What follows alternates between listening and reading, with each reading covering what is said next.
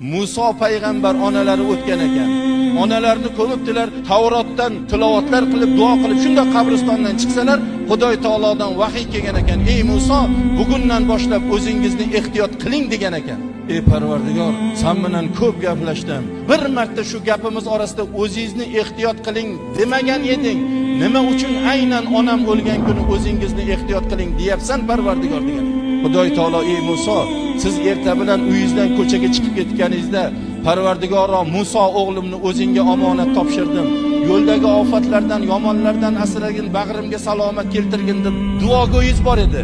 Mana shu duo sababidan sizni ko'p shikastlardan saqlayatdim. Bugundan boshlab o'zingizni ehtiyot qiling deb ogohlantiryapman degan ekan. Ilohiy kitoblardan Tavrotni qo'llariga qabul qilgan zot onani duosiga muhtoj ekan. Sizni bizlar kimmiz endi payg'ambarning oldida? Yo sizni bizlar muhtoj emasmizmi ota-onani duosiga, birodarlar?